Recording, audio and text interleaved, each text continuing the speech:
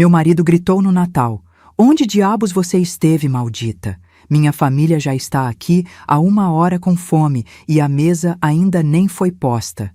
Ele não fazia a menor ideia do que o esperava. E 25 de dezembro de 2023, 7 horas da noite. Eu estava parada na porta da minha própria casa, com a chave tremendo na minha mão, quando ouvi o grito: "Onde diabos você esteve, maldita?"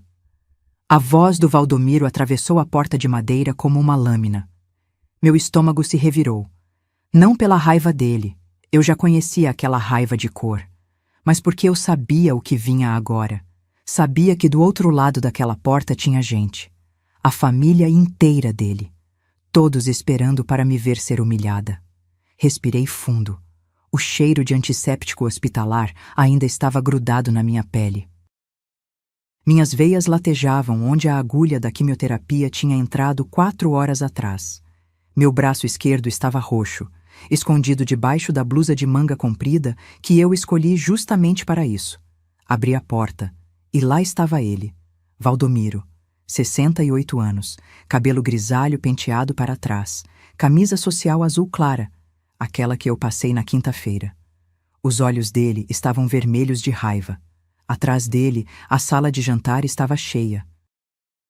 Dona Cremilda, minha sogra, sentada na cabeceira como uma rainha no trono. Marcelo e Fabrícia no sofá, ela com aquela bolsa caríssima no colo. Juliano largado na poltrona, mexendo no celular. As cunhadas, os sobrinhos. 15 pessoas me olhando como se eu fosse uma empregada que chegou atrasada. Minha família já está aqui há 1 hora com fome e a mesa ainda nem foi posta. Ele berrou de novo, agora com plateia. E eu vi nos olhos de cada um deles. Ninguém ia me defender. Ninguém ia perguntar onde eu tinha estado. Ninguém ia dizer: "Calma, Valdomiro, onde ela estava que demorou?" Ninguém. Fabrícia soltou um risinho baixo e cochichou algo no ouvido do Marcelo.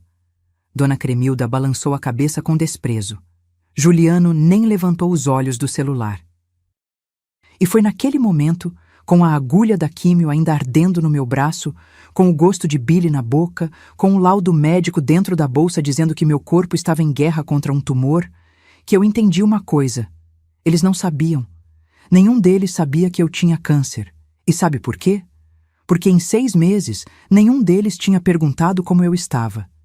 Se você já sentiu que é invisível na própria casa, se inscreva no canal, porque essa história, ela ainda não acabou. E o que vem agora vai fazer você repensar tudo sobre família. Fechei a porta atrás de mim, coloquei a bolsa no chão e, sem dizer uma palavra, caminhei até a cozinha. Ouvi o Valdomiro bufar. Ouvi a Fabrícia comentar algo sobre falta de consideração. Ouvi Dona Cremilda dizer bem alto: "Essa mulher não presta para mais nada mesmo." Mas eu não respondi, não chorei, não expliquei. Porque naquele Natal, enquanto eu amarrava o avental e começava a tirar as travessas da geladeira, uma certeza queimou no meu peito como brasa viva. Eles iam pagar. Cada um deles, do jeito deles. E quando eu terminasse, eles iam entender o preço de 40 anos de invisibilidade. Mas para vocês entenderem como cheguei até aquele Natal, até aquele grito, até aquela porta, até aquela decisão, eu preciso voltar no tempo. Preciso contar como uma professora de música virou fantasma dentro da própria vida. E como esse fantasma decidiu assombrar todo mundo. 1983. Eu tinha 27 anos quando conheci Valdomiro numa festa de casamento em Campinas. Ele usava um terno bege e sorria fácil. Vendia imóveis. Tinha lábia, aquele jeito de te fazer sentir especial com meia dúzia de palavras. Eu era professora de música no Conservatório Municipal. Dava aulas de piano e violão. Ganhava bem para os padrões da época. 1.200 cruzeiros por mês, dinheiro que pagava meu apartamento pequeno perto do centro e ainda sobrava para eu ajudar minha mãe. Quando ele me pediu em namoro, 2 semanas depois daquela festa, eu achei que tinha encontrado um parceiro. Alguém que respeitava minha independência, Ele dizia que adorava mulheres com cabeça própria. Dizia que era diferente dos homens da geração dele. Mentira. Tudo mentira. Casamos em janeiro de 84. Igreja lotada, vestido simples, festa no salão do bairro, lua de mel em Campos do Jordão. 3 dias que pareciam promessa de vida inteira. Quando voltamos, Valdomiro me levou para conhecer a casa onde moraríamos. Uma casa boa, de 3 quartos, quintal nos fundos, num bairro tranquilo. Só tinha um detalhe que ele esqueceu de mencionar antes. Os pais dele moravam com a gente. Seu Valdemar, o pai, estava com enfisema pulmonar. Passava o dia inteiro tossindo, precisando de nebulização de 4 em 4 horas. Dona Cremilda cuidava dele, mas as pernas dela já não ajudavam muito. Ela tinha 63 anos e artrose avançada. É só temporário, Estela. O Valdomiro me disse naquela primeira noite, me abraçando na cama, enquanto eu olhava para o teto e tentava processar tudo. Só até meu pai melhorar, ou até a gente conseguir pagar alguém para cuidar deles. Temporário. Essa palavra virou piada cruel na minha vida. 3 meses depois, eu pedi demissão do conservatório. Não porque eu quis, mas porque Dona Cremilda teve uma queda. Fraturou o quadril. Precisava de cuidados em tempo integral. E Valdomiro me olhou com aqueles olhos de cachorro abandonado e disse: Amor, você não vai deixar minha mãe sozinha, vai? Como se fosse escolha. Como se fosse favor. Como se não fosse o primeiro tijolo da prisão que ele estava construindo ao meu redor. Eu tinha 28 anos. Minha carreira estava começando a decolar. Tinha recebido proposta para dar aulas particulares para filhos de gente importante na cidade. Tinha até uma chance de tocar num coral da igreja matriz. Larguei tudo. E sabe o que é pior? Na época, eu achei que estava sendo boa esposa. Achei que estava fazendo a coisa certa. Que família era sobre sacrifício? Ninguém me contou que sacrifício sem volta é só burrice com um nome bonito. Bruna nasceu em 85, Marcelo em 87, Juliano em 90. 3 gravidezes, 3 cesarianas, 3 vezes em que o Valdomiro sumiu no dia seguinte ao parto porque tinha reunião importante com o cliente. E eu ali, sozinha, amamentando, trocando fralda, fazendo comida para a sogra, dando nebulização para o sogro, lavando montanha de roupa. Minha mãe faleceu em novembro de 85. Câncer de estômago que levou ela em 4 meses. Eu estava grávida de 6 meses da Bruna quando enterrei minha mãe debaixo de chuva fina, segurando um guarda-chuva preto que o Valdomiro nem se deu ao trabalho de segurar comigo. A herança que ela deixou foi 380 mil cruzados na época, dinheiro de uma casa que ela vendeu no interior. Era meu, só meu.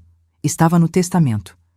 Para minha filha Estela Maria, para que ela tenha segurança. Valdomiro pegou o dinheiro 3 meses depois. Sentou comigo na mesa da cozinha, com uma pasta cheia de papéis, e me explicou o investimento da nossa vida. Ele ia comprar imóveis para alugar, ia montar a própria imobiliária, ia nos tornar ricos. Você confia em mim, né, amor? Eu assinei os papéis, todos eles, sem ler direito, porque eu estava exausta, com o bebê recém-nascido pendurado no peito, e porque, que Deus me perdoe, eu realmente acreditei nele. O dinheiro sumiu, e com ele sumiu o último pedaço de mim que tinha voz própria. Os anos passaram como borracha de apagar sobre desenho a lápis. Devagar, sem você perceber, até que não sobra nada do que estava ali antes. Eu cuidava da casa, dos filhos, da sogra. O sogro faleceu em 93, mas ela continuou morando com a gente, cada vez mais exigente, cada vez mais cruel. Eu cozinhava, limpava, passava, organizava. E o Valdomiro? Ele prosperou. A imobiliária cresceu. Ele comprou carro novo, trocou o guarda-roupa inteiro. Começou a viajar para congressos, para eventos de networking. Voltava cheirando a perfume que não era meu, mas eu nunca perguntei, porque nessa altura eu já tinha entendido as regras do jogo. Eu não era esposa. Eu era funcionária, sem salário, sem folga, sem direito a reclamar. Os meninos cresceram. Bruna saiu de casa aos 22, casou com um advogado de São Paulo, sumiu. Ligava uma vez por mês, sempre correndo, sempre sem tempo para visitar. Marcelo entrou para trabalhar com o pai na imobiliária. Juliano? O Juliano nunca cresceu de verdade. Ficou ali, dependente, tratando a casa como hotel. E eu virei mobília. Aquele tipo de coisa que está sempre ali, mas ninguém repara. Ninguém agradece. Ninguém pergunta se está quebrada. Até que em junho de 2023, meu corpo gritou o que minha boca nunca teve coragem de dizer. Um nódulo no seio esquerdo. Pequeno, duro, silencioso. Câncer. E quando a médica me deu o diagnóstico, sabe qual foi meu primeiro pensamento? Será que alguém lá em casa vai notar?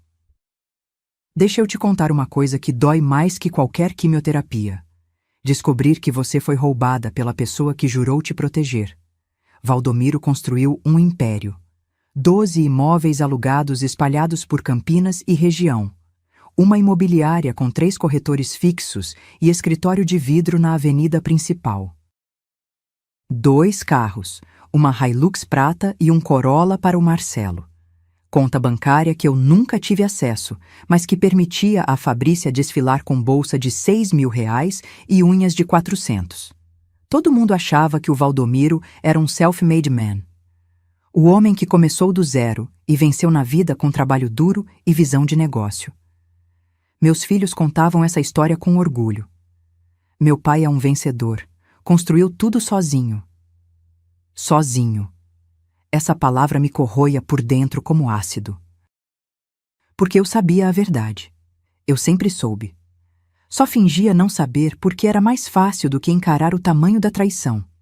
Aqueles 380 mil cruzados que minha mãe deixou, o dinheiro da casa dela, da vida inteira dela trabalhando como costureira, não investimos juntos.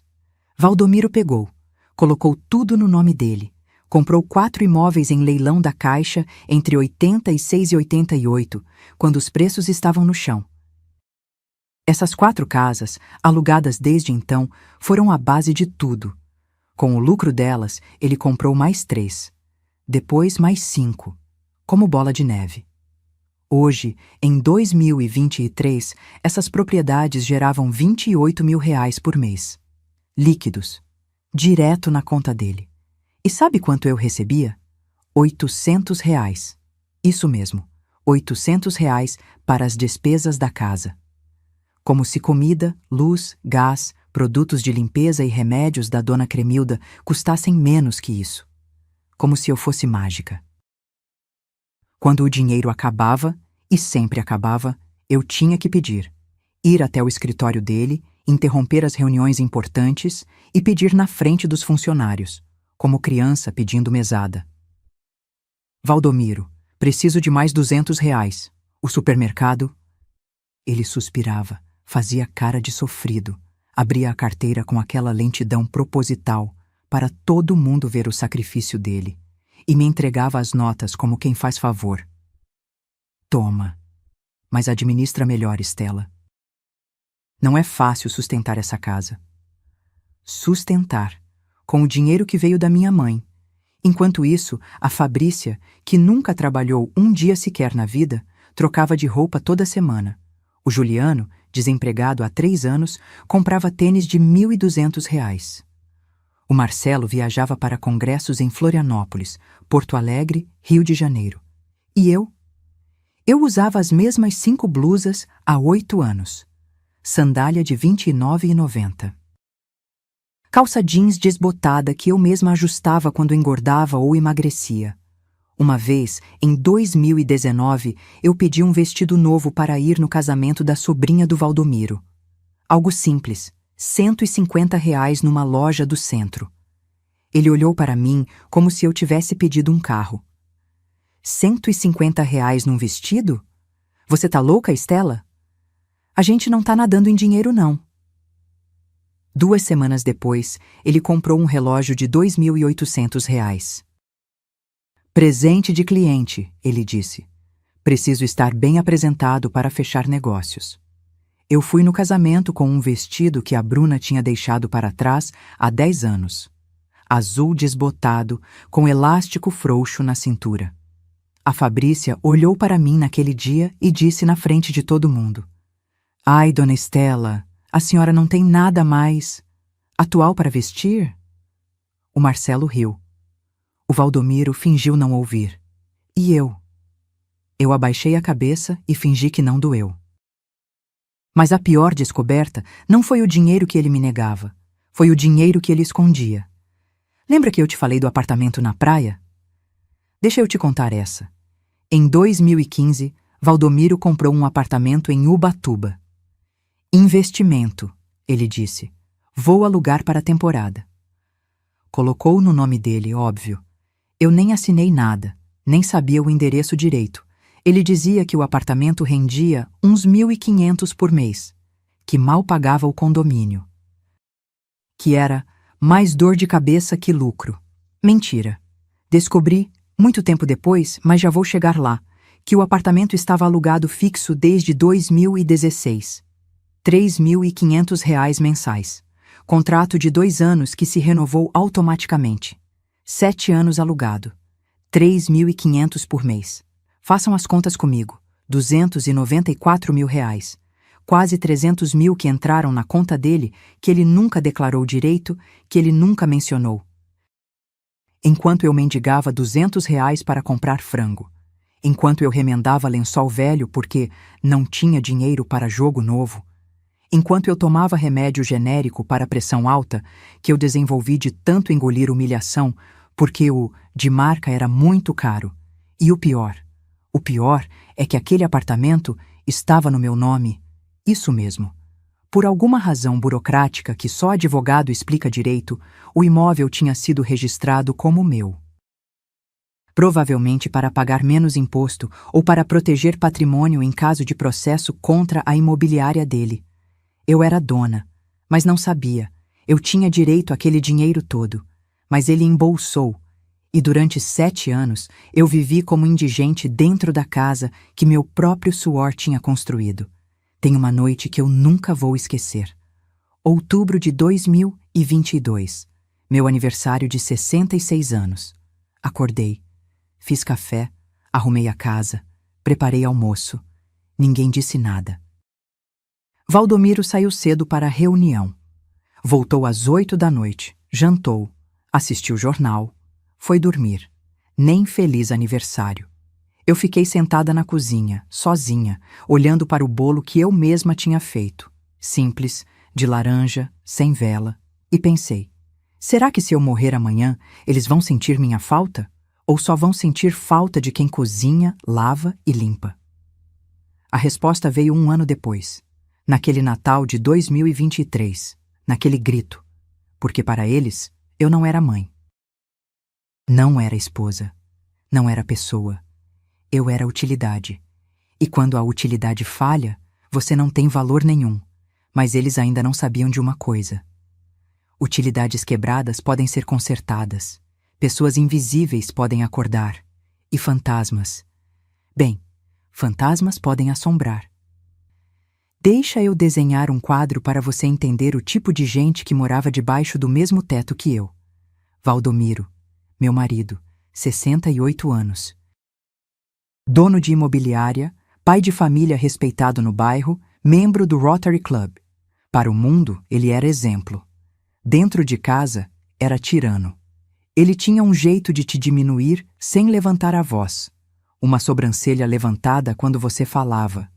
Um suspiro profundo quando você entrava na sala. Um silêncio que dizia mais que qualquer grito. Você não importa. Tinha dias que ele passava por mim como se eu fosse parede, literalmente. Eu falava, bom dia, e ele seguia para o banheiro sem nem piscar na minha direção. Mas se a Fabrícia chegasse? Aí ele era todo sorrisos. Como está, minha filha? Quer um café? Minha filha. A nora dele recebia mais carinho em 5 minutos do que eu em 5 anos. Dona Cremilda, minha sogra, 89 anos, vivendo com a gente desde 1993. Exatos 30 anos sendo tratada como rainha, enquanto eu era a súdita. Ela tinha uma cadeira especial na sala. Ninguém podia sentar nela. Era o trono da vovó, como o Juliano chamava. De lá, ela comandava tudo. Controlava os horários das refeições, reclamava da temperatura da casa, criticava cada prato que eu fazia. Esse arroz está empapado, Estela. Essa carne está dura, Estela. Minha falecida sogra fazia melhor, Estela. Toda santa refeição, alguma crítica. E sabe o que o Valdomiro fazia? Ria. Mãe tem razão, Estela. Você podia caprichar mais. Ela tomava remédio para pressão, para diabetes, para tireoide. 7 comprimidos diferentes por dia. E quem organizava, quem lembrava os horários, quem marcava consulta, quem ficava 3 horas na fila do posto de saúde? Eu. E sabe quantas vezes ela me agradeceu nesses 30 anos? Nenhuma. Marcelo, meu filho mais velho, 38 anos. Trabalhava com o pai na imobiliária, ganhava bem, uns 8.000 por mês. Casado com a Fabrícia há 9 anos. O Marcelo sempre foi o preferido do Valdomiro, o sucessor. Desde pequeno, aprendeu que agradar o pai era mais importante que qualquer outra coisa, inclusive respeitar a mãe. Ele me olhava com pena, aquele tipo de pena que é quase desprezo, como se eu fosse criatura fraca, incapaz, que tinha escolhido aquela vida. Uma vez, em 2021, eu tentei conversar com ele. Disse que me sentia cansada, que precisava de ajuda nas tarefas da casa. Ele estava mexendo no celular, nem levantou os olhos. Mãe, a senhora tem 89 anos morando aqui com a gente. A vida da senhora é tranquila. Para de drama. 89 anos? Ele estava falando da avó dele. Nem percebeu que tinha confundido. Para ele, eu e a dona Cremilda éramos a mesma coisa. Velhas inúteis que ocupavam espaço. Fabrícia, a nora, 35 anos. Cabelo sempre impecável, unha sempre feita, roupa sempre cara. Nunca trabalhou. Vivia do salário do Marcelo, ou seja, vivia do dinheiro que veio da minha herança. Ela tinha um dom especial para me humilhar com um sorrisinho no rosto. Ai, dona Estela, a senhora não quer que eu ensine a fazer creme hidratante caseiro? Ajuda com essas rugas? Nossa, dona Estela, a senhora não pensa em pintar esse cabelo? Tá muito branco, envelhece. Tadinha da senhora, deve ser tão cansativo cuidar dessa casa enorme sozinha. Mas fazer o quê, né? A vida é assim. Tadinha. Ela me chamava de tadinha na frente dos outros, e todo mundo ria como se fosse carinho. Um dia, eu estava lavando louça depois do almoço de domingo. Ela entrou na cozinha, pegou um copo d'água e ficou me observando. Depois disse, com aquela voz melosa: Sabe, dona Estela, a senhora é um exemplo. Nunca vi ninguém tão conformada com a vida. É admirável. Conformada, como se ser pisoteada fosse virtude. Bruna, minha filha, 35 anos, morava em São Paulo. Casada com um advogado, 2 filhos que eu mal conhecia. Ela ligava uma vez por mês, sempre correndo, sempre com desculpa para não visitar. Oi, mãe, tudo bem? Olha, não vou poder ir aí no aniversário do pai. Tá muito corrido aqui, mas mando um presente. Beijo. Tchau. 3 minutos de ligação. Se muito. No Natal ela mandava cesta de presente. Panetone, vinho, castanhas. Nunca um "Como você está?" de verdade. Uma vez, em 2022, ela postou foto no Facebook com a sogra dela. As duas abraçadas, sorrindo. Legenda: Minha segunda mãe, te amo. Eu olhei aquela foto durante 10 minutos, tentando entender onde foi que eu errei, o que eu fiz para que minha própria filha preferisse a sogra a mim. Então entendi. Eu nunca fui mãe presente para ela porque estava ocupada demais sendo escrava de todo mundo. E agora, ela me tratava do mesmo jeito que aprendeu em casa, como alguém que não merece atenção. Juliano, o caçula, 32 anos. Desempregado há 3 anos. Morava no quarto dos fundos, Acordava meio-dia, passava o dia jogando videogame. Ele era o pior de todos, porque os outros pelo menos fingiam educação. O Juliano nem isso. Ele me chamava para fazer as coisas gritando do quarto. Mãe, Cade, o almoço! Como se eu fosse cachorro que vem quando assobia. Deixava roupa suja espalhada pelo chão. Copos e pratos empilhados na escrivaninha. Eu entrava no quarto dele para limpar e quase vomitava do cheiro. Uma tarde eu estava passando mal. Tontura, náusea, efeito colateral da químio que ninguém sabia que eu fazia. Sentei na beira do sofá tentando respirar. O Juliano passou por mim. Foi na geladeira, pegou o último pedaço de bolo que eu tinha feito. Eu disse, com a voz fraca: Filho, eu estava guardando esse pedaço para comer depois. Ele me olhou, deu uma mordida gigante e falou de boca cheia: Ué, mãe, se queria tinha comido antes. E saiu rindo. Essa era a minha família. 5 pessoas que moravam da minha comida, da minha limpeza, do meu cuidado, e me tratavam como se eu devesse gratidão por estar ali. Nenhum deles perguntava se eu estava bem, se eu precisava de alguma coisa, se eu tinha sonhos, planos, vontades. Para eles, eu era função, não pessoa. E a gota d'água, aquela que transborda o copo e afoga tudo, aconteceu 3 semanas antes daquele Natal. Meu aniversário, 67 anos. Ninguém lembrou. Literalmente ninguém. Eu fiquei o dia inteiro esperando. Um telefonema, uma mensagem, um abraço de mentira que fosse. Nada. À noite, o Valdomiro chegou em casa, jantou e foi dormir. Eu fiquei na cozinha sozinha, olhando para o calendário na parede, com o dia 28 de outubro circulado de caneta vermelha. Eu mesma que circulei, com uma esperança idiota de que alguém ia perceber. E foi naquela noite, no silêncio da casa que eu limpava todo dia, que eu tomei uma decisão. Se eu sobrevivesse ao câncer, eles não iam me ver morrer como capacho. Iam me ver viver como leoa. Junho de 2023. Consultório da doutora Renata, mastologista. Paredes cor de gelo, aquele cheiro de álcool em gel que gruda na garganta. Eu estava sentada numa cadeira de couro frio, as mãos suando, esperando o resultado da biópsia. Eu já sabia. Não sei explicar como, mas eu sabia. A doutora entrou com uma pasta na mão e aquele olhar que médico tem quando a notícia é ruim. Sentou, respirou fundo e disse: Estela, é câncer. Carcinoma ductal invasivo, estágio 2. Vamos precisar começar o tratamento imediatamente. Câncer. A palavra caiu na sala como bomba. Mas sabe o que foi mais assustador? Eu não chorei. Não entrei em pânico. Não perguntei, por que eu? Eu perguntei outra coisa. Quanto tempo eu tenho se não tratar?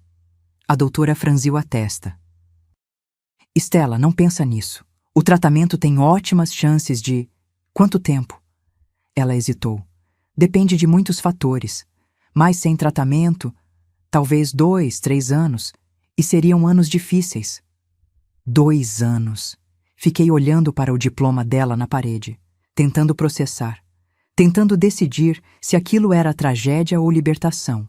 Porque no fundo, e isso dói admitir, uma parte de mim pensou: se eu morrer, pelo menos descansa. Que tipo de vida eu estava vivendo quando a morte parecia descanso? A doutora continuou falando.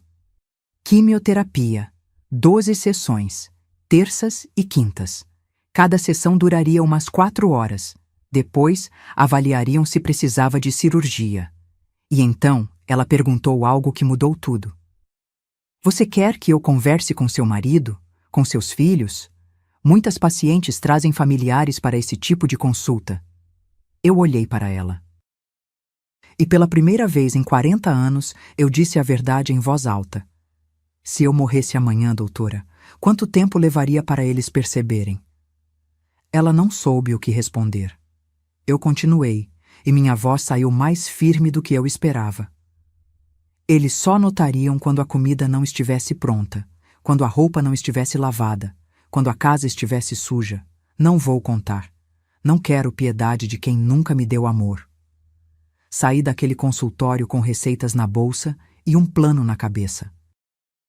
Ia fazer o tratamento, mas em silêncio, e ia observar.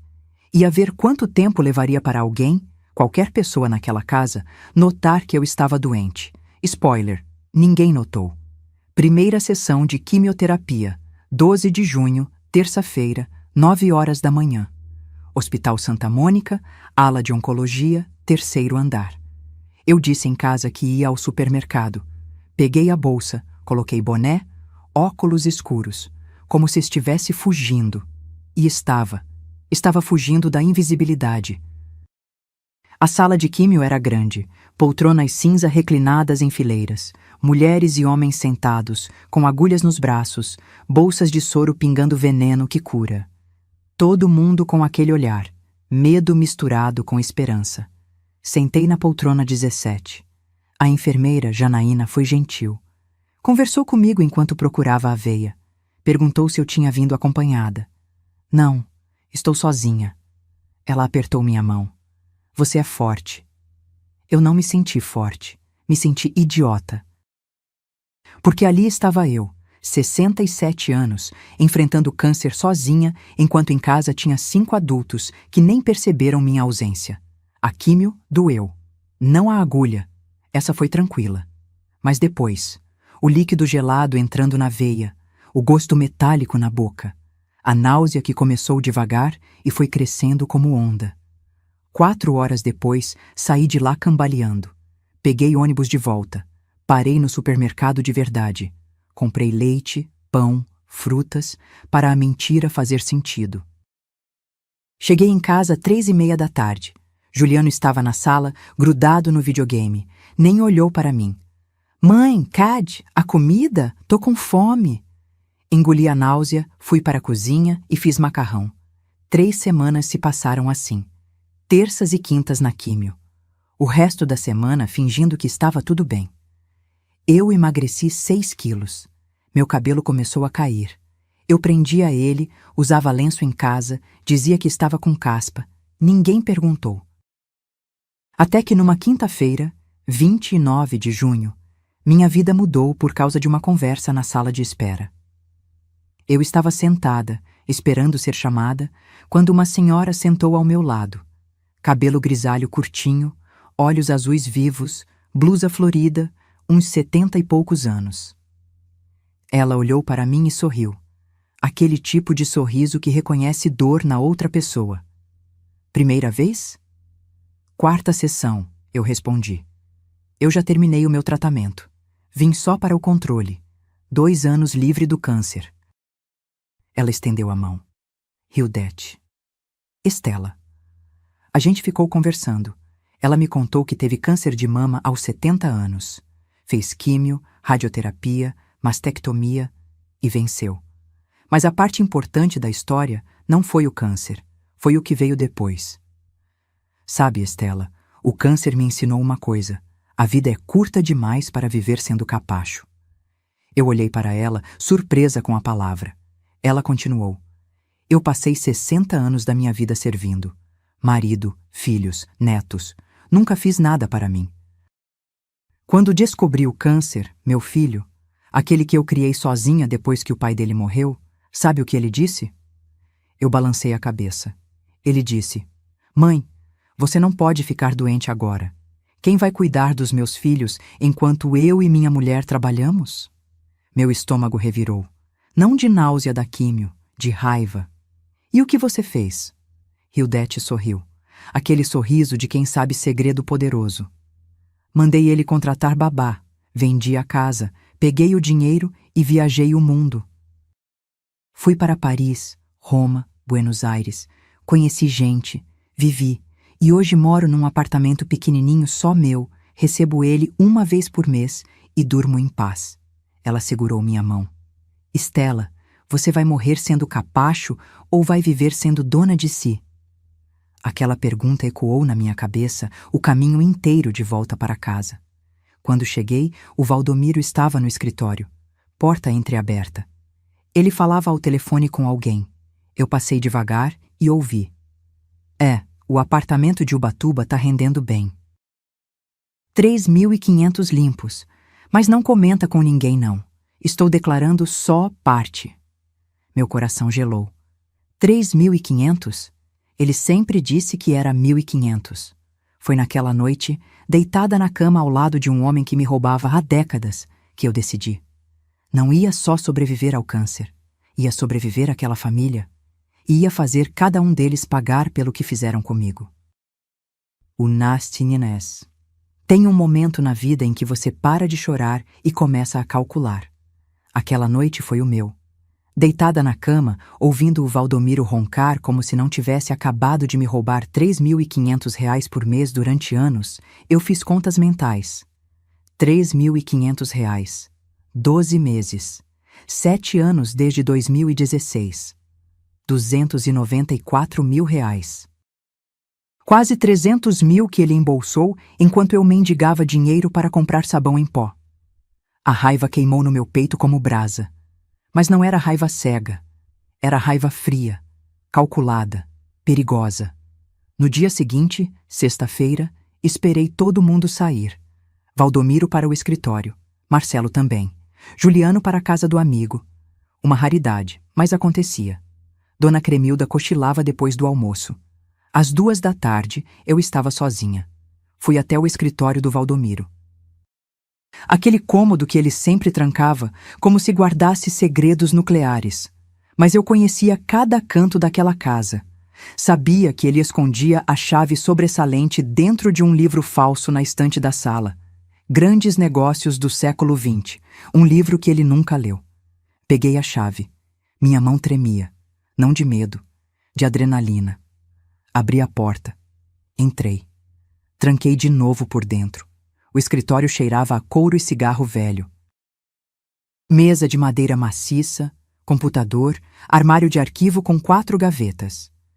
Eu tinha 1 hora, no máximo, antes da dona Cremilda acordar. Comecei pela gaveta de baixo. Pastas organizadas por ano. Contratos, documentos, recibos. Fui direto para os anos 80. 1985. 1986. E lá estavam. Os contratos de compra dos primeiros 4 imóveis. Casa na Vila Industrial, 120 mil cruzados. Casa no Jardim Proença, 90 mil. Sobrado no Taquaral, 150 mil. Apartamento na Vila Nova, 80 mil. Total, 440 mil cruzados. E no rodapé de cada contrato carimbado. Origem do recurso. Recursos próprios. Recursos próprios. A herança da minha mãe. Eu fotografei tudo com o celular. Cada página, cada assinatura. Minha mão já não tremia mais. Continuei procurando. Pasta de 2015. Lá estava. Escritura do apartamento em Ubatuba. Rua das Toninhas, número 342. Apartamento 103. E o nome no documento? Estela Maria Cavalcante dos Santos. Meu nome completo. Com meu CPF. O apartamento era meu. Sempre foi meu. E ele alugava, recebia, gastava, sem me contar. Sem me dar um centavo. Fotografei. Respirei fundo. Continuei. Foi na 3ª gaveta que encontrei a bomba. Um envelope pardo com a palavra testamento, escrita em caneta azul na frente. Abri. Era o testamento do Valdomiro, feito em 2018 no cartório do centro. Assinado. Reconhecido firma. Li cada linha. E a cada linha, meu sangue fervia mais. Ele deixava tudo, tudo, dividido entre os 3 filhos. A casa, os imóveis, as contas bancárias, as cotas da imobiliária. Para mim? A minha esposa Estela Maria, confiro usufruto vitalício da residência principal, desde que não contraia novas núpcias. Usufruto. Eu podia morar na casa até morrer. Mas não era dona. Se eu arranjasse outro companheiro, como se isso fosse possível ou desejável, eu perdia até isso. 40 anos de casamento. 40 anos construindo patrimônio. E eu valia menos que inquilino. Fotografei cada página daquele testamento maldito. Quando terminei, já era 3h20. Coloquei tudo de volta exatamente onde estava. Tranquei o escritório. Devolvi a chave. Fui para a cozinha fazer café como se nada tivesse acontecido. Mas tudo tinha acontecido. Nos dias seguintes, virei detetive da própria vida. Comprei um gravador pequeno, daqueles de jornalista, numa loja de eletrônicos no centro. R$ 240 que tirei da minha mesada. Comecei a gravar tudo. Toda humilhação, todo desrespeito, toda conversa em que era tratada como lixo. Terça-feira à tarde, Dona Cremilda me chamou para levar chá na sala. Liguei o gravador no bolso do avental. Esse chá tá fraco, Estela. Parece água suja. Desculpa, Dona Cremilda. Faço outro. Não precisa. Já tô acostumada com coisa mal feita. Gravado. Quinta de noite, jantar em família. Juliano reclamou da comida. Esse feijão tá sem gosto, mãe. Parece que você não põe tempero de propósito. Valdomiro riu. Sua mãe tá ficando velha. Já não sabe mais cozinhar. Marcelo concordou. É, mãe, o feijão tá meio aguado mesmo. Gravado. Mas a gravação mais importante aconteceu num sábado. Eu estava no quintal estendendo roupa. A janela do quarto do Marcelo estava aberta.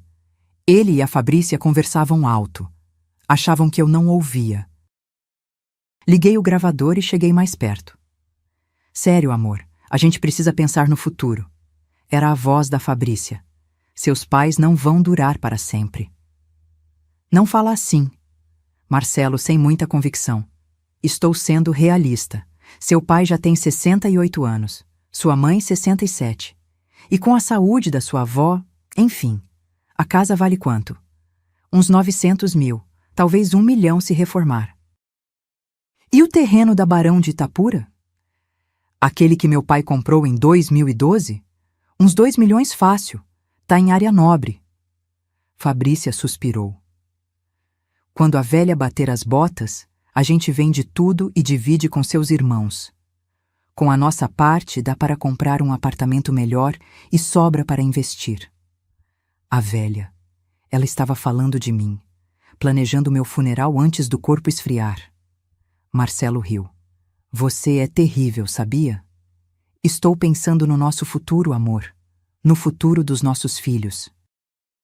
Essa casa aqui é grande demais, gasta demais.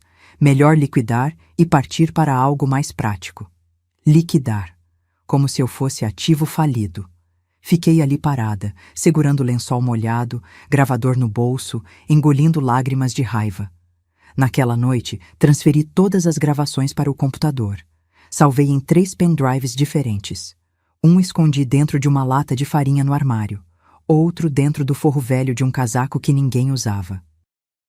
O terceiro mandei pelo correio para a casa da Bruna, dentro de um pacote com receitas da vovó escrito na frente. Ela nunca abriria, mas estava seguro. As provas estavam reunidas, documentos que mostravam que o império foi construído com meu dinheiro, gravações que provavam o desrespeito constante, contrato que provava que eu tinha imóvel em meu nome que ele escondia, testamento que provava que ele me deixaria na miséria, conversa dos filhos planejando minha herança como abutres. Faltava só uma coisa: advogado. E foi num dia de quimioterapia, conversando de novo com a Hildete, que encontrei a solução. Estela, você precisa da doutora Letícia, advogada especialista em direito de família. Ela me ajudou a me divorciar do meu segundo marido quando descobri que ele tinha amante. Pegou metade de tudo para mim. Hildete anotou o telefone num papel. Liga para ela. Conta tudo. Ela vai saber o que fazer. Guardei aquele papel como quem guarda passaporte para país novo. Porque era exatamente isso. Eu estava fugindo. Fugindo da prisão que construíram para mim. E diferente de presa comum, eu não ia fugir de mãos vazias. Ia levar o que era meu. Cada centavo. Cada migalha de dignidade. E ia deixar eles com o que eles mereciam. Nada além da própria mesquinhez. Voltemos àquele Natal. 25 de dezembro de 2023. 7 da noite. Eu tinha saído de casa às 3 da tarde. Sessão de quimioterapia de emergência. Meus glóbulos brancos tinham despencado e a doutora Renata me ligou pedindo para eu ir imediatamente. Risco de infecção grave. Mandei mensagem no grupo da família. Vou demorar. Comecem sem mim se precisar. Ninguém respondeu. Fiquei 4 horas no hospital. Agulha grossa no braço esquerdo. Soro. Medicação para fortalecer a imunidade. O corpo doía inteiro. Aquela dor surda de osso, como se alguém tivesse me moído. Quando saí, 7 menos 10, eu mal conseguia andar direito. Peguei táxi. R$ 15 que eu não tinha, mas não aguentaria ônibus. Cheguei em casa às 7h05. De longe, já vi os carros na rua. A Hilux do Valdomiro, o Corolla do Marcelo, o Civic velho do cunhado Reinaldo. Mais 3 carros que eu não conhecia. Família inteira. Meu estômago apertou. Não de náusea da químio, de pavor, porque eu sabia o que vinha. Abri o portão devagar. Caminhei até a porta. A chave tremia na minha mão. Não de medo, de exaustão. E então veio o grito.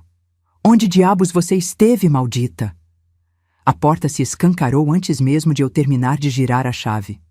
Valdomiro estava ali, vermelho de raiva, veias saltadas no pescoço, dedo apontado para o meu rosto.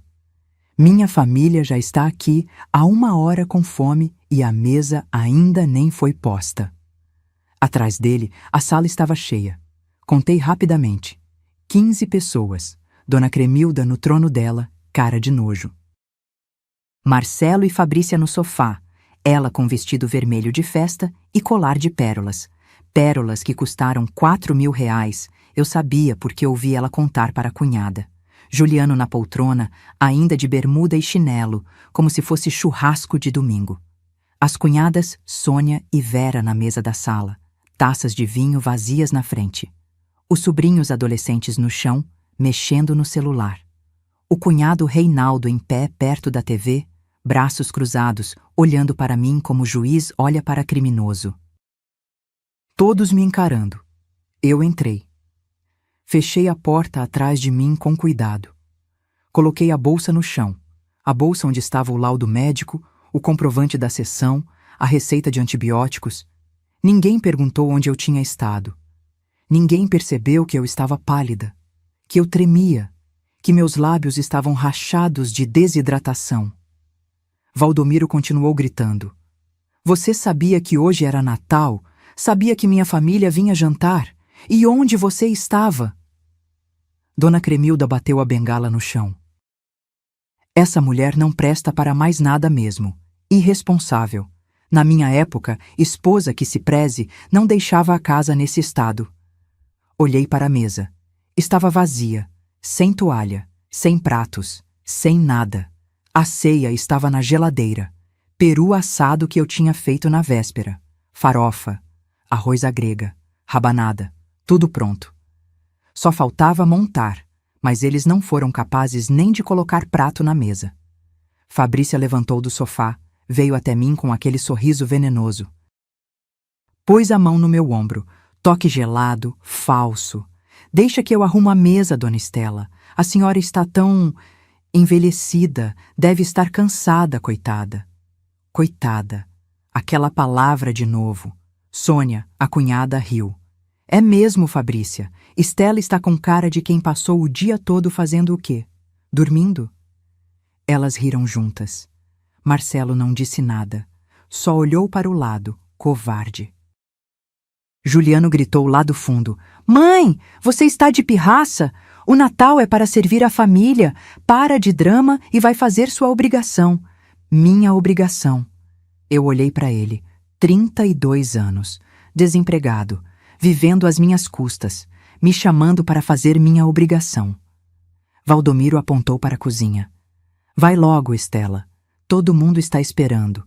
E depois dessa vergonha, você ainda vai ter que ouvir o que eu tenho para falar. Eu fiquei parada ali.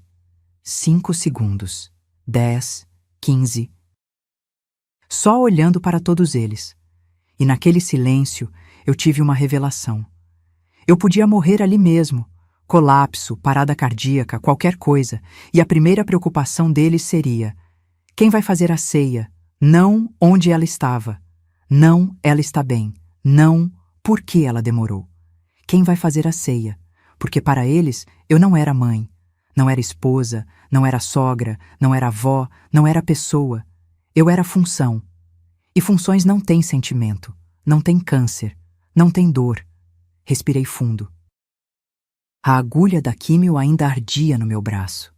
O gosto amargo de remédio ainda estava na minha boca. Minha cabeça latejava, mas eu não disse nada. Não expliquei onde estive, não defendi, não chorei, porque naquele momento, olhando para aquelas 15 pessoas que esperavam que eu servisse enquanto meu corpo travava uma guerra pela sobrevivência, eu entendi algo fundamental. Eles não mereciam explicação, mereciam lição. Caminhei até a cozinha. Amarrei o avental, aquele avental azul desbotado que eu usava há 10 anos. Abri a geladeira. Comecei a tirar as travessas. Ouvi risadas na sala. Ouvi taças tinindo. Ouvi alguém ligando a televisão. A vida deles seguindo normal enquanto eu sangrava por dentro. Mas enquanto eu montava aquela ceia, enquanto colocava cada prato na mesa, cada talher no lugar, cada guardanapo dobrado, uma certeza queimava no meu peito como ferro em brasa. Aquela era a última ceia que eu fazia para eles. A última vez que eu seria função. A última vez que eu engolia a humilhação como quem engole remédio amargo. Porque eu tinha segredo que eles não sabiam. Tinha documentos, gravações, provas, plano. E nos próximos meses, cada um deles ia entender o preço de 40 anos de invisibilidade. Iam aprender que fantasma não assombra só à noite. Assombra para sempre. Servia a ceia em silêncio absoluto. Eles comeram, riram, brindaram. Ninguém disse obrigado. Ninguém disse estava gostoso. Ninguém notou que eu não comi nada. À meia-noite, quando todos foram embora, deixando pilha de louça suja, restos de comida na mesa, vinho derramado no chão, eu sentei sozinha na cozinha. Olhei para aquela bagunça e sorri, porque caos na cozinha eu podia limpar. Caos na vida deles, quando eu terminasse, ninguém ia conseguir arrumar. 2 de janeiro de 2024, 9 horas da manhã. Escritório da doutora Letícia Fonseca, especialista em direito de família. 13º andar de um prédio comercial no centro de Campinas. Eu estava sentada numa sala com paredes de vidro, vista para a cidade inteira. A advogada na minha frente tinha uns 45 anos, cabelo castanho preso em coque, óculos de grau, terno cinza impecável. Ela olhou para mim com aquela seriedade de quem já viu de tudo. Dona Estela, me conte sua história do início, sem pressa, sem vergonha. Tudo o que disser aqui fica entre nós. E eu contei. Tudo. 40 anos de casamento. A herança da minha mãe que virou o império dele. Os 380 mil reais que sumiram no nome de investimento conjunto. O apartamento em Ubatuba que estava no meu nome, mas eu nunca soube. Os aluguéis de 3.500 reais que ele embolsava há 7 anos. O testamento onde eu valia menos que móvel velho. As gravações das humilhações. A conversa do Marcelo e da Fabrícia planejando minha herança antes do corpo esfriar. Falei durante 1h30. Quando terminei, tinha lágrimas escorrendo pelo meu rosto, mas não eram lágrimas de tristeza, eram de raiva. Doutora Letícia ficou em silêncio por alguns segundos.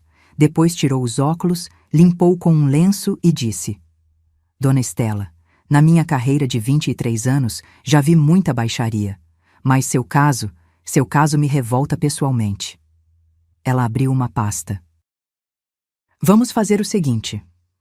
Primeira coisa, separação judicial com pedido de partilha de bens. Você tem direito a 50% de tudo que foi construído durante o casamento. E com as provas que você trouxe, especialmente os contratos de 85 mostrando a origem do capital, podemos provar que o patrimônio inicial veio de você. Meu coração acelerou. Segunda coisa, vamos entrar com ação de sonegação patrimonial. Esse apartamento que está no seu nome, você tem direito a todos os aluguéis que foram pagos desde 2016. São 300 mil reais aproximadamente. Com juros e correção, vamos buscar 400 mil. 400 mil reais. Terceira coisa, as gravações. Elas provam violência psicológica, o que nos dá base para pedir danos morais. Não garanto que o juiz vai conceder, mas vamos tentar. Ela fechou a pasta e me olhou direto nos olhos. Mas preciso que você entenda. Isso vai ser guerra. Seu marido vai contratar advogado, vai tentar te pintar como louca, interesseira, oportunista. Seus filhos vão ficar do lado dele. Você tem certeza que quer seguir em frente? Eu não hesitei nem um segundo. Doutora, eu tenho câncer. Passei 6 meses fazendo quimioterapia sozinha, enquanto aquela família me tratava como empregada. Se eu vou morrer algum dia, e todo mundo vai, prefiro morrer de pé, com dignidade. Do que morrer de joelhos pedindo migalha. Ela sorriu, aquele tipo de sorriso de quem reconhece guerreira do outro lado da mesa. Então vamos à guerra. Assinei o contrato. 15 mil reais de honorários. Dinheiro que tirei da conta secreta que minha mãe tinha deixado, aquela que ninguém sabia que existia. 125 mil reais guardados em banco desde 1983, no meu nome de solteira. Herança que Valdomiro nunca descobriu porque nunca se deu ao trabalho de perguntar se eu tinha algo meu. Janeiro virou fevereiro. Fevereiro virou março. E nesses 90 dias eu me transformei. Por fora continuei a mesma. Acordava cedo, fazia café, limpava a casa, cozinhava, servia. Mas por dentro? Por dentro eu era furacão. Toda terça e quinta eu ia para a sessão de quimioterapia. Mas agora também ia para o escritório da doutora Letícia. A gente montou o caso como quebra-cabeça, cada documento, cada gravação, cada prova de que eu tinha sido roubada, humilhada, apagada. Foi a doutora Letícia quem sugeriu algo que mudou tudo. Dona Estela, seu marido teve algum relacionamento anterior? Algum filho de outro casamento? Eu pisquei, surpresa. Teve. Ele foi casado antes. Durou só 3 anos. Tem um filho desse casamento, o Samuel. Mas eles são afastados há mais de 40 anos. Os olhos dela brilharam. A gente precisa encontrar esse Samuel. Levou 2 semanas, mas encontramos. Samuel Ferreira dos Santos, 45 anos, morava em Ribeirão Preto, gerente de banco, casado, 2 filhos. Liguei para ele num sábado de manhã. Alô? Samuel? Meu nome é Estela. Sou a segunda esposa do seu pai. Silêncio do outro lado. Eu sei quem você é. O que quer? A voz dele era dura, cheia de mágoa antiga. Preciso conversar com você, pessoalmente. É sobre seu pai. E acho que você vai querer ouvir. 2 dias depois, eu estava sentada num café em Ribeirão Preto. Samuel entrou. Alto, cabelo grisalho nas têmporas, óculos de armação preta. Tinha os olhos do Valdomiro, mas o olhar era diferente. Era olhar de quem sofreu abandono e nunca esqueceu. Sentou na minha frente, pediu café e disse: "Fale." Eu contei tudo. Ele me ouviu em silêncio. Quando terminei, ele ficou olhando para a xícara de café vazia por um longo tempo. Então disse: "Meu pai me abandonou quando eu tinha 5 anos. Fugiu com você. Desculpa a sinceridade." E nunca mais olhou para trás. Minha mãe criou eu sozinha. Trabalhou como faxineira para me dar educação. Morreu de derrame aos 57 anos. Ele não foi no enterro. A voz dele tremeu. "Se você está me procurando porque quer que eu testemunhe contra ele, pode contar comigo. Porque esse homem não é pai, é fantasma, e fantasmas não merecem lealdade." Samuel virou minha testemunha principal. Ele tinha documentos provando que Valdomiro nunca pagou pensão. Tinha fotos da infância pobre que ele teve. Tinha prontuário médico da mãe dele, mostrando que ela trabalhou até ter derrame porque não tinha ajuda de ninguém. Mais provas, mais munição. Em março, fiz o último exame de controle do câncer. Tomografia. Marcadores tumorais. Consulta com a doutora Renata. Quando ela entrou no consultório com o resultado, estava sorrindo. "Estela, é remissão completa. O tumor reduziu 98%. Está inativo. Você venceu." Remissão completa. Eu tinha vencido o câncer. E agora ia vencer a guerra. Naquela mesma semana, comprei passagem de avião para Lisboa. Aida, em 20 de abril. Volta aberta. 6 meses morando com minha prima Georgina, que tinha se mudado para Portugal em 2010. Tirei passaporte novo. Separei roupas. Fiz lista do que levar. E em cada preparação, eu sentia poder crescendo dentro de mim. Poder de quem sabe que está fazendo a coisa certa. Poder de quem não tem mais nada a perder. Porque eu tinha enfrentado a morte. Tinha olhado nos olhos dela durante 6 meses de quimioterapia. E tinha saído viva. Comparado com isso, Valdomiro era formiga. 15 de abril. Domingo. Almoço em família. Todo mundo na mesa. Valdomiro na cabeceira. Dona Cremilda ao lado. Marcelo, Fabrícia, Juliano. Eles comiam meu frango assado, meu arroz, minha salada, reclamavam que o sal estava demais, que a carne estava seca. E eu? Eu olhava para cada um deles e pensava: aproveitem, porque essa é a última refeição que faço para vocês. À noite, sozinha no quarto, abri o armário. Olhei para malas vazias esperando para serem enchidas. E sorri. Porque o fantasma que eles criaram estava prestes a virar vingança. E vingança, quando bem servida, não precisa ser quente. Só precisa ser certeira. 15 de abril de 2024, segunda-feira, 10 da manhã. Eu criei um grupo no WhatsApp, Reunião Família Santos. Adicionei todo mundo, Valdomiro, Marcelo, Fabrícia, Juliano, Bruna. Mandei uma mensagem. Jantar especial hoje às 19 horas. Preciso falar com todos. É importante. Presença obrigatória. Marcelo respondeu: Mãe, que mistério é esse? Eu: hoje à noite vocês vão entender. Passei o dia cozinhando. Fiz o melhor que eu sabia fazer. Lasanha de forno com molho branco. Medalhões de filé ao molho madeira. Batatas gratinadas. Salada Caesar. Pavê de chocolate para a sobremesa. Ironia deliciosa. A última ceia que eu faria para eles seria a mais elaborada. Às 6h30, comecei a arrumar a mesa. Toalha de linho branca, pratos de porcelana, aqueles que só usávamos em ocasiões especiais, taças de cristal, guardanapos dobrados em formato de flor. Valdomiro passou pela sala e franziu a testa. Por que tanta frescura, Estela? É especial, eu disse.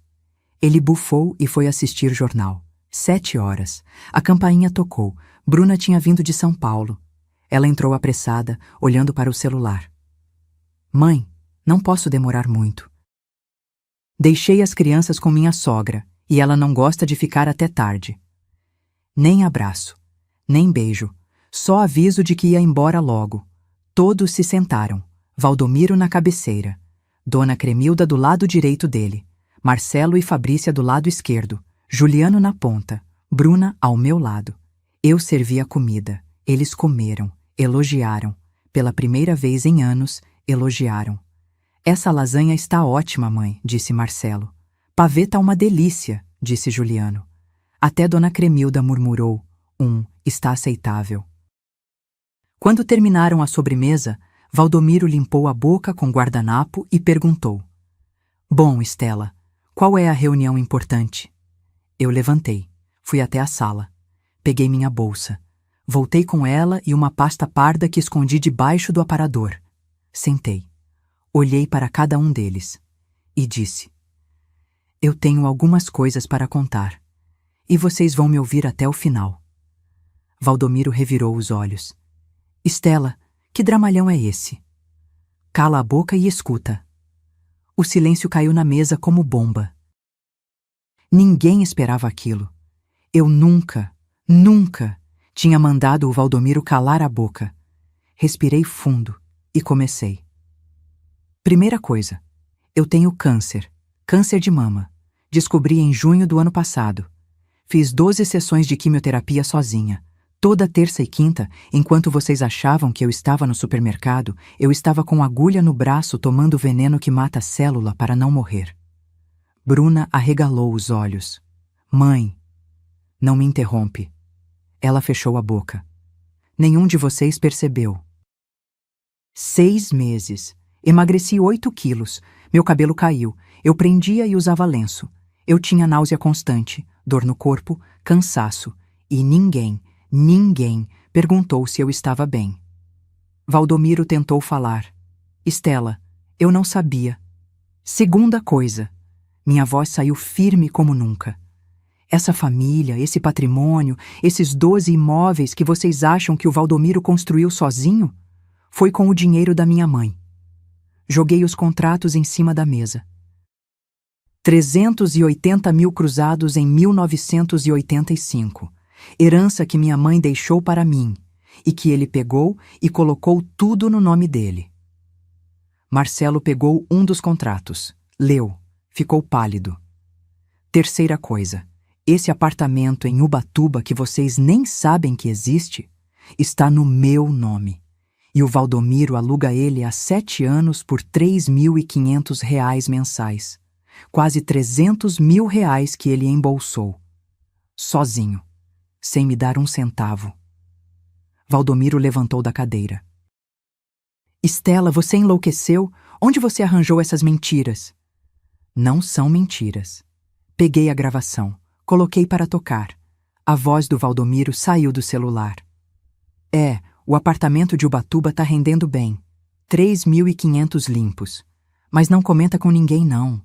Estou declarando só parte. A cara dele ficou branca como papel.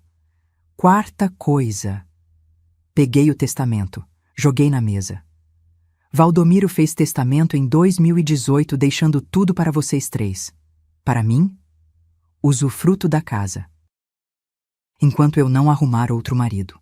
40 anos de casamento, e eu valho menos que inquilina. Bruna começou a chorar. Quinta coisa. Apertei play em outra gravação. A voz da Fabrícia encheu a sala. Quando a velha bater as botas, a gente vende tudo e divide com seus irmãos. Fabrícia ficou vermelha. Marcelo abaixou a cabeça. Vocês estavam planejando meu funeral, dividindo minha herança, enquanto eu ainda estava viva. Juliano tentou falar. Mãe, isso foi tirado de contexto. Cala a boca, Juliano. Você, que nunca trabalhou um dia na vida, que eu sustento há 3 anos, que me trata como empregada, cala a boca. Ele emudeceu. Olhei para todos eles, um por um. Sabe qual foi a pior parte de tudo isso? Não foi ser roubada. Não foi ter câncer sozinha. Foi perceber que para vocês eu nunca fui pessoa. Fui utilidade. Cozinheira, faxineira, enfermeira, mas nunca mãe, nunca esposa. Nunca ser humano com sentimento. Lágrimas escorriam pelo meu rosto agora, mas não eram lágrimas de tristeza. Eram lágrimas de libertação. E sabe o que eu vou fazer agora? Peguei a última pasta. Minha advogada já entrou com pedido de separação judicial, com partilha de bens, com ação de sonegação patrimonial, com pedido de danos morais, e eu vou atrás de cada centavo que me pertence. Valdomiro explodiu. Você não pode fazer isso. Essa casa é minha. Esse dinheiro é meu. Era seu. Porque foi construído com o meu dinheiro. E agora você vai devolver. Levantei da mesa. Amanhã eu viajo para Lisboa. Vou morar 6 meses com minha prima.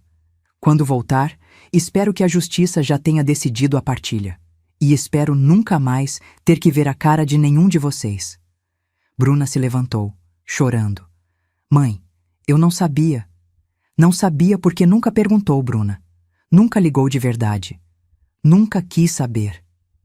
Peguei minha bolsa. Olhei para todos eles uma última vez. E o jantar de hoje?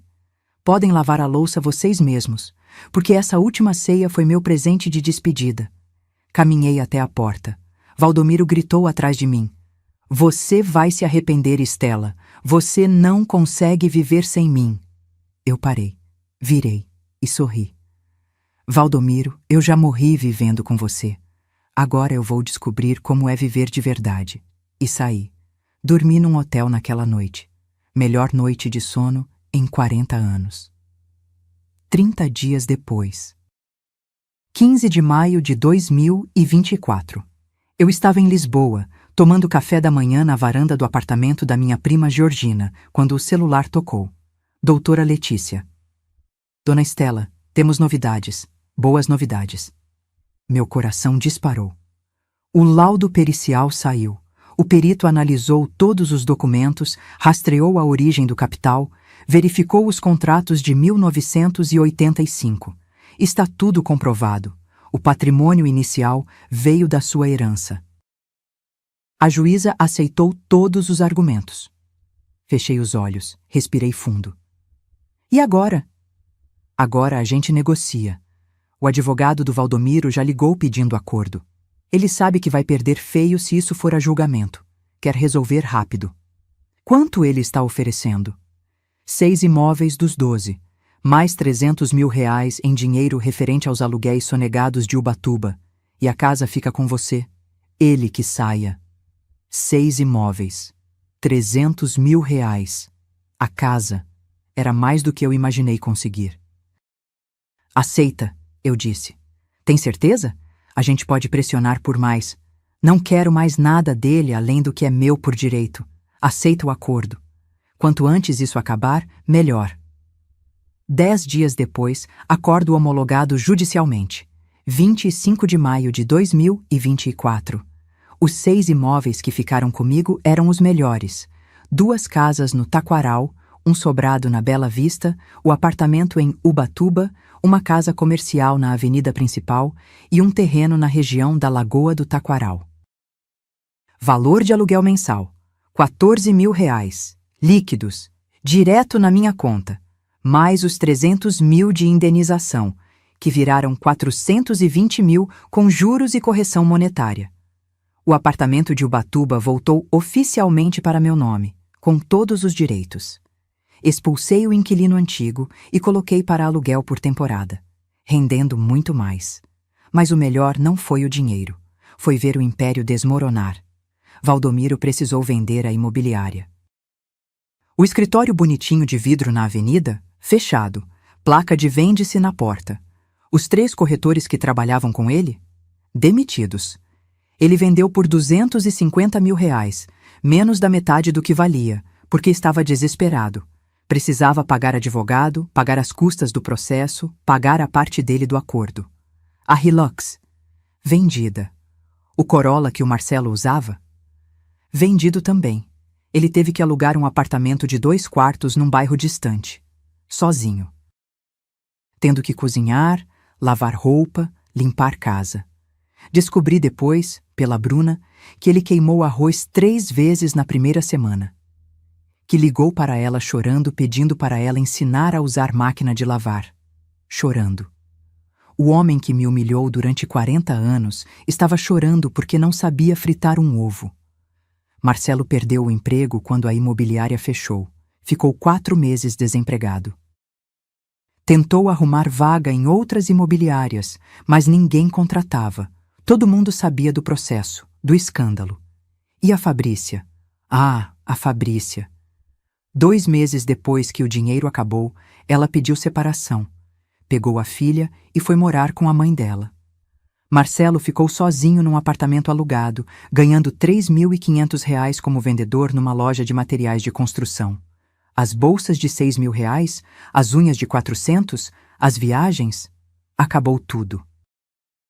Descobri que ela já estava namorando outro, um empresário dono de concessionária. Não perdeu tempo. E o Marcelo teve coragem de me ligar 3 meses depois de tudo. Mãe, eu errei. Eu não sabia que o pai fazia aquilo com você. Eu fiquei em silêncio. Mãe, você está aí? Estou. Eu queria pedir desculpas. De verdade. Marcelo, eu disse, com voz calma. Você sabia que eu era desrespeitada. Você via. Você ria junto. Você nunca me defendeu. Não porque não sabia, mas porque não se importava. Ele começou a chorar no telefone. Mas eu te perdoo, continuei. Porque guardar raiva de você seria dar poder que você não merece ter sobre mim. Mas perdoar não significa esquecer. E não significa voltar. Desliguei. Juliano? Esse teve que crescer na marra. Sem casa, sem mãe para cozinhar, sem mesada do pai, porque o pai agora estava pobre também. Ele precisou procurar emprego. qualquer emprego. Conseguiu vaga de atendente numa lanchonete. Salário mínimo. R$ 1.412. O garoto que me tratava como empregada agora limpava a mesa, lavava chão, atendia cliente mal-educado. Poético, não? Bruna foi a única que tentou de verdade. Ela veio me visitar em Lisboa em julho. Trouxe as crianças, meus netos que eu mal conhecia. Sentamos num café em Alfama. Ela chorou, pediu desculpas, de verdade. Mãe, eu fui uma filha horrível. Eu estava tão preocupada com minha vida que esqueci de você. Eu sabia que o pai tratava você mal. Eu via. E fingia que não via porque era mais fácil. Ela segurou minha mão. Me desculpa, por favor. Olhei para ela, para os olhos dela molhados de lágrima verdadeira. E eu vi algo que não vi nos outros. Arrependimento real. Eu te perdoo, Bruna, mas você precisa entender. A gente não volta a ser o que era, porque o que era quebrado. Podemos construir algo novo, mas vai levar tempo. Ela concordou. E desde então, a gente conversa toda semana. De verdade. Não aquelas ligações de 3 minutos. Conversas de mãe e filha tentando se reencontrar. Samuel, o filho do primeiro casamento do Valdomiro, testemunhou no processo. Contou sobre o abandono, sobre a mãe dele trabalhando sozinha, sobre os anos sem pensão. A juíza ficou revoltada. Usou o testemunho dele como prova de padrão de comportamento abusivo. Pesou contra o Valdomiro. Depois do processo, eu e Samuel viramos amigos. Ele me chama de Dona Estela, com respeito. Diz que eu sou mais mãe para ele, mesmo sem ter criado ele, do que o pai dele foi a vida inteira. Ironia bonita, não? E Dona Cremilda, a rainha do trono? Ela foi morar com o Marcelo, no apartamento pequeno, sem empregada, sem ninguém para servir ela. O Marcelo agora sabe o que é cuidar de idosa exigente, o que é ouvir reclamação em cada refeição, o que é acordar de madrugada porque ela precisa de remédio, o que é aguentar desprezo diário. 3 meses depois, ele me ligou de novo. Mãe, como você aguentou 30 anos? Eu ri. Desliguei. Em setembro, recebi notícia. Valdomiro teve um AVC leve. Passou 4 dias internado. Nenhum dos filhos foi visitar. Estavam ocupados. Ele saiu do hospital sozinho, de táxi. E eu não senti pena. Senti justiça. Porque durante 40 anos ele me fez invisível. E agora ele entendia o que era ser invisível de verdade. Ser esquecido, ser descartado, ser função que deixou de funcionar. A vida tem dessas ironias. Você colhe exatamente o que planta. E ele plantou desprezo durante décadas. Agora colhia solidão. Novembro de 2024. 6 meses depois. Lisboa, Portugal. Acordo às 7 da manhã, com o sol entrando pela janela do meu apartamento em Alfama. É um apartamento pequeno, 2 quartos, varanda com vista para o Tejo, azulejos antigos nas paredes. Aluguei por 1.200 euros. Consigo pagar fácil com os aluguéis que recebo do Brasil. Levanto. Faço café, aquele café português forte que aprendi a amar. Sento na varanda com uma manta nos ombros, porque mesmo em novembro, aqui é fresco de manhã. Olho para o rio, para os barcos passando, para a cidade acordando devagar. E respiro. Respiro sem peso no peito, sem nó na garganta, sem medo do que vem depois. Pela primeira vez em 40 anos, eu respiro livre. O câncer? Remissão completa. Última tomografia em outubro. Limpa. Marcadores tumorais. Normais. A doutora Renata disse que minha recuperação foi surpreendente, que pacientes com perfil emocional positivo se recuperam melhor. Perfil emocional positivo. Engraçado, né? Eu passei a vida inteira em perfil emocional negativo. E só melhorei quando tirei o tumor verdadeiro da minha vida. Aquela família parasita. Hoje é terça-feira, dia que eu dou aula de piano. Sim, voltei a dar aula.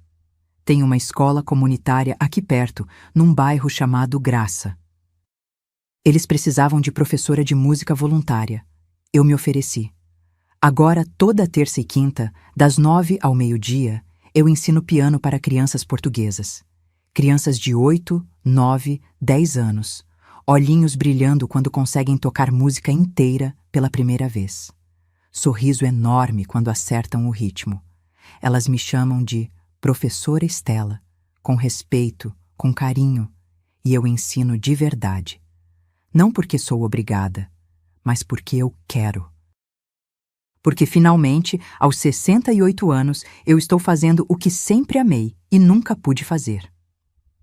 Às 3 da tarde, encontro a Hildete num café na Baixa. A gente virou amigas de verdade. Ela mora aqui em Lisboa há 3 anos, num apartamento em Santos. A gente se encontra 2 vezes por semana para tomar chá, comer pastel de nata, conversar sobre vida. Foi ela quem me apresentou ao grupo de mulheres 60+. 8 senhoras portuguesas e brasileiras que se reúnem toda sexta para jantar, conversar, rir.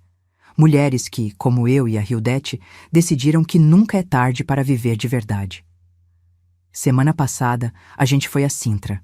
Visitamos o Palácio da Pena. Subimos escadas. Tiramos fotos. Rimos como adolescentes. Mês que vem, vamos para o Porto. Depois, planejamos Espanha. Estou vivendo tudo que nunca vivi. E sabe o que é melhor?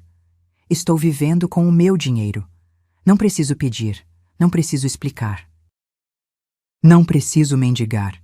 14 mil reais mensais dos aluguéis dão quase 3 mil euros. Vivo bem, viajo, guardo, ajudo quem precisa. Semana passada, doei 1.000 euros para a instituição que ajuda mulheres vítimas de violência doméstica. Porque violência não é só soco. Às vezes, é apagar alguém aos poucos. E eu sei exatamente como isso é. Bruna veio me visitar de novo em outubro. Dessa vez, ficou uma semana inteira. Trouxe os meninos. A gente andou pela cidade, comeu nos restaurantes, conversou de verdade. Uma noite, ela me disse: "Mãe, você está diferente, mais leve, mais viva." Eu sorri. Estou, porque pela primeira vez eu estou vivendo para mim, não para agradar, não para servir, para mim. Ela abraçou eu e chorou. Eu queria ter percebido antes. Não importa mais, eu disse. O que importa é agora. Ontem recebi carta do Brasil, do Marcelo, carta manuscrita, 4 páginas. Ele contou que perdeu a casa, que está morando num apartamento pequeno com a avó, que a Fabrícia casou de novo e não deixa ele ver a filha direito, que está trabalhando duro, acordando cedo, voltando tarde. No final da carta, ele escreveu: "Mãe, agora eu entendo. Entendo o que a senhora aguentou. Entendo o peso. Entendo a solidão. Me desculpa por ter demorado tanto para enxergar. Eu te amo. E espero que um dia a senhora consiga me perdoar de verdade." Guardei a carta numa gaveta. Não porque não perdoei. Eu já perdoei. Mas porque perdoar não significa esquecer. E não significa voltar a ser capacho. Algumas pontes a gente reconstrói. Outras a gente deixa queimada, para lembrar de nunca mais atravessar. Hoje à noite vou ao Fado. Tem uma casa pequena no bairro Alto onde cantam músicas de saudade, de amor, de dor. Eu vou sozinha. Peço vinho do Porto, ouço as canções. E às vezes choro. Mas não choro de tristeza. Choro de gratidão. Porque o câncer, por mais horrível que tenha sido, me ensinou a coisa mais importante. A vida é curta demais para viver sendo sombra, curta demais para pedir licença para existir, curta demais para aceitar migalhas na mesa que você mesma preparou. Olho pela janela agora, enquanto escrevo essas últimas palavras. O sol está se pondo sobre o Tejo. O céu está pintado de laranja, rosa, roxo. E eu penso em tudo o que passei. Em tudo que perdi, em tudo que ganhei. Perdi 40 anos sendo invisível. Mas ganhei o resto da vida sendo inteira. Perdi uma família que nunca me amou de verdade, mas ganhei a mim mesma, e isso vale mais que qualquer patrimônio. Tem gente que vai dizer que eu fui egoísta, que abandonei família, que fui vingativa. E sabe o que eu respondo? Durante 40 anos, eu fui altruísta. Cuidei de todo mundo, coloquei todo mundo na frente. E quase morri por isso. Literalmente. Agora, eu escolho eu. E isso não é egoísmo, é sobrevivência, é dignidade, é amor próprio. Então, se você está lendo isso, ou ouvindo, e se reconheceu em alguma parte da minha história, escuta o que eu tenho para te dizer. Não espera o câncer, não espera o grito, não espera eles perceberem seu valor, porque eles não vão perceber. Pessoas que te tratam como função nunca vão te enxergar como pessoa. Levanta, respira fundo e vai viver, porque você merece, sempre mereceu. E nunca, nunca é tarde demais para começar de novo. Hoje, aos 68 anos, eu finalmente nasci. E essa mulher que eu sou agora, ela não pede licença para existir. Ela não aceita migalhas. Ela não se curva para tirano. Ela simplesmente vive, com dignidade, com coragem, com amor próprio. E se isso incomoda alguém? Problema é deles, não meu, porque eu aprendi que a única pessoa que você não pode abandonar é você mesma, e eu nunca mais vou me abandonar.